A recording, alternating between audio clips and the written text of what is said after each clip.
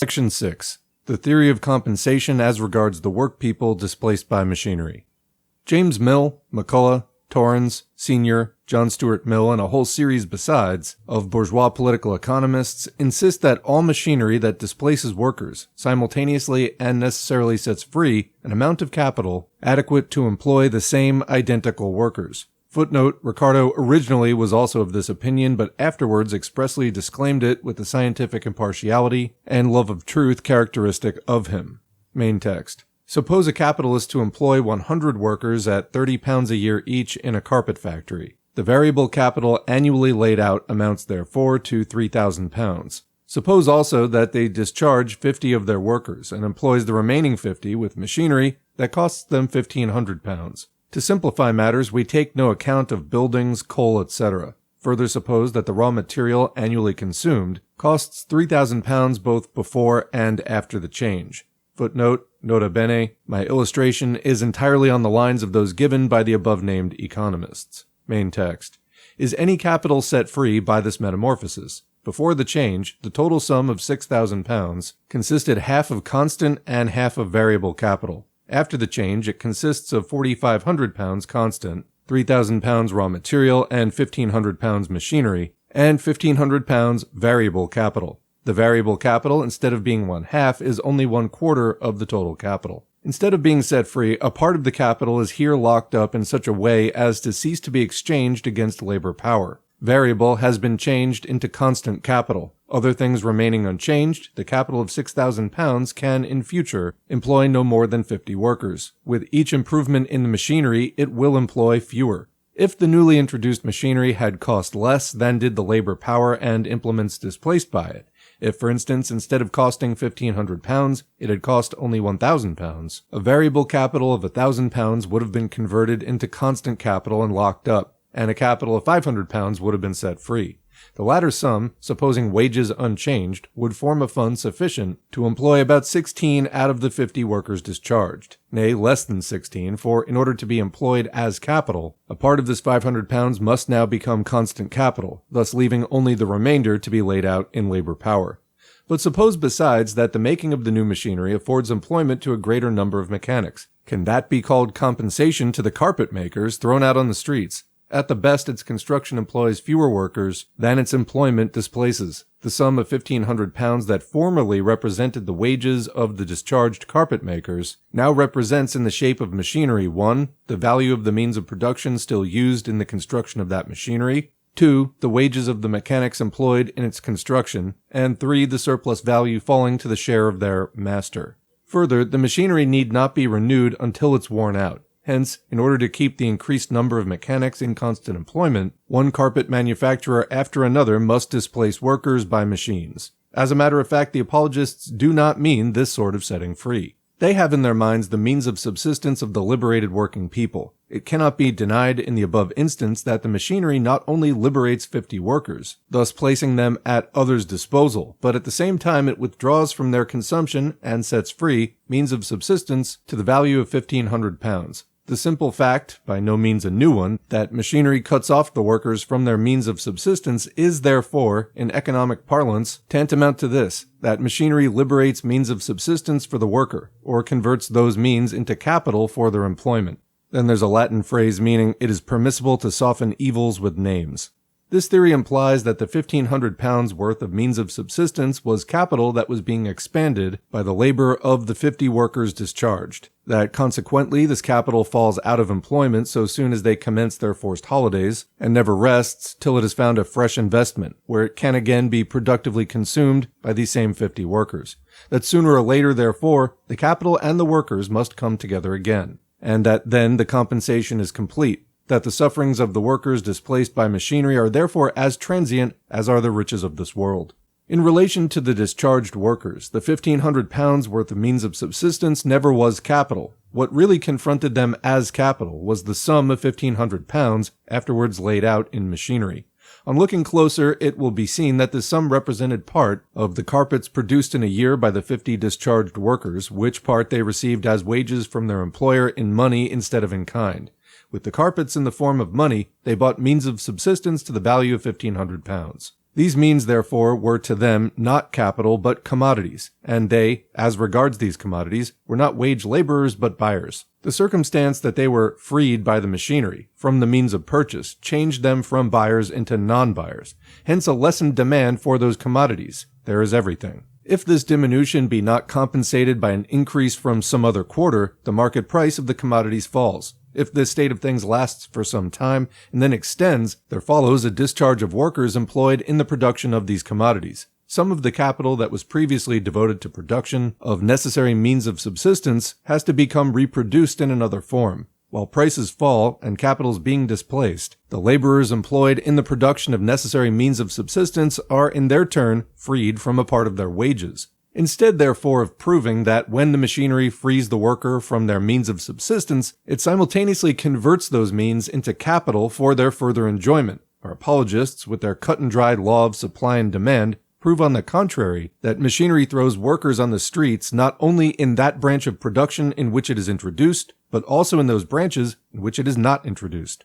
The real facts, which are travestied by the optimism of economists, are as follows. The laborers, when driven out of the workshop by the machinery, are thrown upon the labor market, and there add to the number of workers at the disposal of the capitalists. In part 7 of this book, it will be seen that this effect of machinery, which as we have seen is represented to be a compensation to the working class, is on the contrary a most frightful scourge. For the present, I will say only this. The laborers that are thrown out of work in any branch of industry can no doubt seek for employment in some other branch.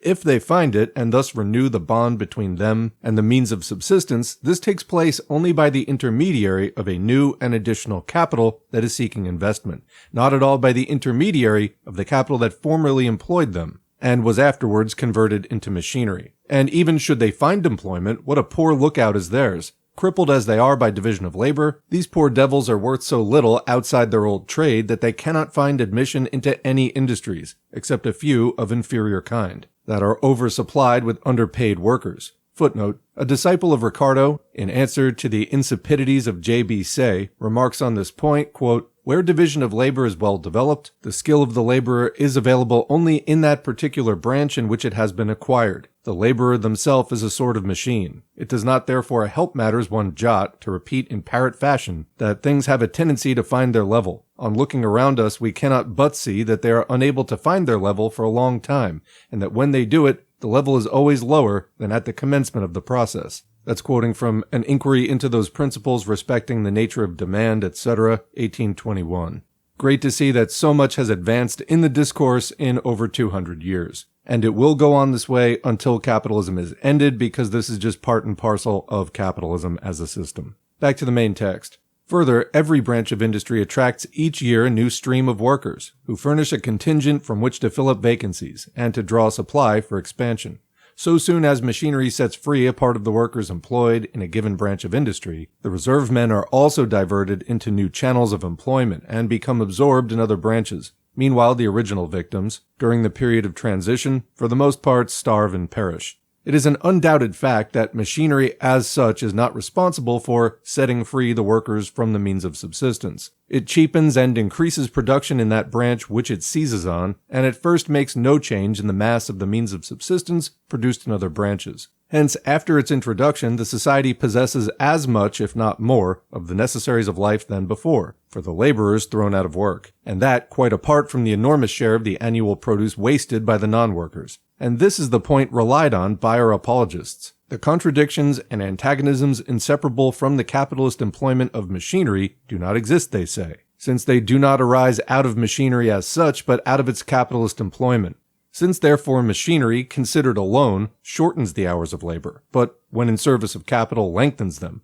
Since in itself it lightens labor, but when employed by capital, heightens the intensity of labor. Since in itself it's a victory of humanity over the forces of nature, but in the hands of capital, makes humanity the slave of those forces. Since in itself it increases the wealth of the producers, but in the hands of capital makes them paupers. For all these reasons and others besides, says the bourgeois economist without more ado, it's as clear as noonday that all these contradictions are a mere semblance of reality, and that, as a matter of fact, they have neither an actual nor a theoretical existence. Thus, these bourgeois economists save themselves from all further puzzling of the brain, and what's more, implicitly declares their opponents to be stupid enough to contend against not the capitalistic employment of machinery, but machinery itself. No doubt they are far from denying that temporary inconvenience may result from the capitalist use of machinery. But where is the metal without its reverse? Any employment of machinery except by capital is to them an impossibility. Exploitation of the worker by the machine is therefore, with them, identical with exploitation of the machine by the worker. Comment, because what's the worker going to do? Just use the machine without the capitalist? Continuing, whoever therefore exposes the real state of things in the capitalistic employment of machinery is against its employment in any way, and is an enemy of social progress. Footnote, McCullough, amongst others, is a past master in this pretentious cretinism. Quote, if, he says with the affected naivete of a child of 8 years, quote, if it be advantageous to develop the skill of the worker more and more so that they are capable of producing with the same or with a less quantity of labor a constantly increasing quantity of commodities, it must also be advantageous that they should avail themselves of the help of such machinery as will assist them most effectively in the attainment of this result. That's quoting from McCullough's Principles of Political Economy, 1830. Back to the main text. Exactly the reasoning of the celebrated Bill Sykes, quote, gentlemen of the jury, no doubt the throat of this commercial traveler has been cut, but that is not my fault, it's the fault of the knife. Must we, for such a temporary inconvenience, abolish the use of the knife? Only consider, where would agriculture and trade be without the knife? Is it not as salutary in surgery as it is knowing in anatomy? And in addition, a willing help at the festive board. If you abolish the knife, you hurl us back into the depths of barbarism. Footnote, quoting A. Thiers de la Propriété, or of property, the inventor of the spinning machine has ruined India, a fact, however, that touches us but little, unquote. Monsieur Thiers here confounds the spinning machine with the power loom, quote, a fact, however, that touches us but little. Back to the main text. Although machinery necessarily throws workers out of work in those industries into which it is introduced, yet it may, notwithstanding this, bring about an increase of employment in other industries. This effect, however, has nothing in common with the so-called theory of compensation. Since every article produced by a machine is cheaper than a similar article produced by hand, we deduce the following infallible law. If the total quantity of the article produced by machinery be equal to the total quantity of the article previously produced by a handicraft or by manufacture and now made by machinery, then the total labor expended is diminished. The new labor spent on the instruments of labor, on the machinery, on the coal, and so on must necessarily be less than the labor displaced by the use of the machinery. Otherwise, the product of the machine would be as expensive or more expensive than the product of the manual labor. But as a matter of fact, the total quantity of the article produced by machinery with a diminished number of workers, instead of remaining equal to, by far exceeds the total quantity of the handmade article that has been displaced. Suppose that 400,000 yards of cloth have been produced on power looms by fewer weavers than could weave 100,000 yards by hand.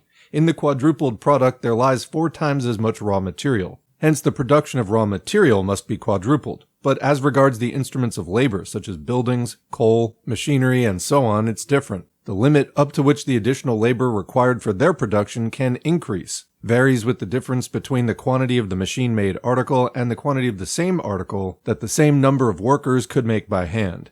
Hence, as the use of machinery extends in a given industry, the immediate effect is to increase production in the other industries that furnish the first with means of production. How far employment is thereby found for an increased number of workers depends, given the length of the working day and the intensity of labor, on the composition of the capital employed, i.e. on the ratio of its constant to its variable component. This ratio, in its turn, varies considerably with the extent to which machinery has already seized on or is then seizing on those trades. The number of the workers condemned to work in coal and metal mines increased enormously owing to the progress of the English factory system. But during the last few decades, this increase of number has been less rapid owing to the use of new machinery in mining. Footnote, according to the census of 1861, Volume 2, London, 1863, the number of people employed in coal mines in England and Wales amounted to 246,613, of which 73,545 were under and 173,000 were over 20 years. Of those under 20, 835 were between 5 and 10 years old. 30,701 between 10 and 15 years old, 42,010 between 15 and 19 years. The number employed in iron, copper, lead, tin, and other mines of every description was 319,222. Back to the main text. A new type of worker springs into life along with the machine, namely its maker. We have already learned that machinery has possessed itself even of this branch of production on a scale that grows greater every day. Footnote, in England and Wales in 1861, there were employed in making machinery 60,807 persons, including the masters and their clerks, etc., also all agents and business people connected with this industry, but excluding the makers of small machines, such as sewing machines, etc., as also the makers of the operative parts of machines, such as spindles. The total number of civil engineers amounted to 3,329. Back to the main text. As to raw material, Psych, there's a footnote already. Since iron is one of the most important raw materials, let me here state that in 1861, there were in England and Wales 125,771 operative iron founders, of whom 123,430 were males, 2,341 females. Of the former, 30,810 were under, and 92,620 over 20 years. Back to the main text. There is not the least doubt that the rapid strides of cotton spinning not only pushed on with tropical luxuriance the growth of cotton in the United States, and with it the African slave trade, but also made the breeding of slaves the chief business of the border slave states. When, in 1790, the first census of slaves was taken in the United States, their number was 697,000. In 1861, it had nearly reached 4 million. On the other hand, it is no less certain that the rise of the English woolen factories, together with the gradual conversion of arable land into sheep pasture, brought about the superfluity of agricultural laborers that led to their being driven in masses into the towns. Ireland, having during the last 20 years reduced its population by nearly 1/2, is at this moment undergoing the process of still further reducing the number of its inhabitants, so as exactly to suit the requirements of its landlords and of the English woolen manufacturers. When machinery is applied to any of the preliminary or intermediate stages through which the subject of labor has to pass on its way to completion, there is an increased yield of material in those stages, and simultaneously an increased demand for labor in the handicrafts or manufactures supplied by the produce of the machines. Spinning by machinery, for example, supplied yarn so cheaply and so abundantly that the handloom weavers were at first able to work full-time without increased outlay. Their earnings accordingly rose. Footnote. Quote, a family of 4 grown-up persons, with 2 children as winders, earned at the end of the last and the beginning of the present century, by 10 hours daily labor, £4 a week. If the work was very pressing, they could earn more. Before that, they had always suffered from a deficient supply of yarn. That's quoting Gaskell. Back to the main text. Hence a flow of people into the cotton-weaving trade till at length the 800,000 weavers, called into existence by the jenny, the throstle, and the mule, were overwhelmed by the power loom. So also, owing to the abundance of clothing materials produced by machinery, the number of tailors, seamstresses, and needlewomen went on increasing until the appearance of the sewing machine. In proportion as machinery, with the aid of a relatively small number of workers, increases the mass of raw materials, intermediate products, instruments of labor, etc., the working up of these raw materials and intermediate products becomes split up into numberless branches. Social production increases in diversity. The factory system carries the social division of labor immeasurably further than does manufacture, for it increases the productiveness of the industries it seizes upon in a far higher degree. The immediate result of machinery is to augment surplus value and the mass of products in which surplus value is embodied. And as the substances consumed by the capitalists and their dependents become more plentiful, so too do these orders of society. Their growing wealth and the relatively diminished number of workers required to produce the necessaries of life beget, simultaneously with the rise of new and luxurious wants, the means of satisfying those wants. A larger portion of the produce of society is changed into surplus produce, and a larger part of the surplus produce is supplied for consumption in a multiplicity of refined shapes. In other words, the production of luxuries increases. Footnote. Engels, in The Condition of the Working Class in England, points out the miserable condition of a large number of those who work on these very articles of luxury. See also numerous instances in the reports of the Children's Employment Commission. Back to the main text. The refined and varied forms of the products are also due to new relations with the markets of the world, relations that are created by modern industry. Not only are greater quantities of foreign articles of luxury exchanged for home product, but a greater mass of foreign raw materials, ingredients, and intermediate products are used as means of production in the home industries. Owing to these relations with the markets of the world, the demand for labor increases in the carrying trades, which split up into numerous varieties. Footnote, in 1861, in England and Wales, there were 94,665 sailors in the merchant service. Back to the main text. The increase of the means of production and subsistence, accompanied by a relative diminution in the number of laborers, causes an increased demand for labor in making canals, docks, tunnels, bridges, and so on. Works that can only bear fruit in the far future. Entirely new branches of production, creating new fields of labor, are also formed, as the direct result either of machinery or of the general industrial changes brought about by it. But the place occupied by these branches in the general production is, even in the most developed countries, far from important. The number of laborers that find employment in them is directly proportional to the demand, created by those industries, for the crudest form of manual labor. The chief industries of this kind are at present gasworks, telegraphs, photography, steam navigation, and railways. According to the census of 1861 for England and Wales, we find in the gas industry, including gasworks, production of mechanical apparatus, servants of the gas companies, etc., 15,211 persons. In telegraphy, 2,399. In photography, 2,366. Steam navigation, 3,570. And in railways, 70,599, of whom the unskilled navvies, more or less permanently employed, and the whole administrative and commercial staff, make up about 28,000. The total number of persons, therefore, employed in these 5 new industries amounts to 94,145. Lastly, the extraordinary productiveness of modern industry, accompanied as it is by both a more extensive and a more intense exploitation of labor power in all other spheres of production, allows of the unproductive employment of a larger and larger part of the working class, and the consequent reproduction on a constantly extending scale of the ancient domestic slaves under the name of a servant class, including men servants, women servants, lackeys, etc. According to the census of 1861, the population of England and Wales was 20,066,244. Of these, 9,776,259 males and 20,289,965 females. If we deduct from this population all who are too old or too young for work, all unproductive women, young persons, and children, the quote, ideological classes such as government officials, priests, lawyers, soldiers, etc., further, all who have no occupation but to consume the labor of others in the form of rent, interest, etc., and lastly, paupers, vagabonds, and criminals, comment the so-called lumpen proletariat, continuing, there remain in round numbers 8 millions of the 2 sexes of every age, including in that number every capitalist who is in any way engaged in industry, commerce, or finance. Among these 8 millions are, and there's a chart, which is simple enough, I'll just read it out, 1,098,261 agricultural laborers, including shepherds, farm servants, and maidservants living in the houses of farmers. 642,607 who are employed in cotton, woolen, worsted, flax, hemp, silk, and jute factories, in stocking making and lace making by machinery. And there's a footnote, of these, only 177,596 are males above 13 years of age. Continuing the chart, 565,835 are employed in coal mines and metal mines, 396,998 who are employed in metalworks, like blast furnaces, rolling mills, etc.,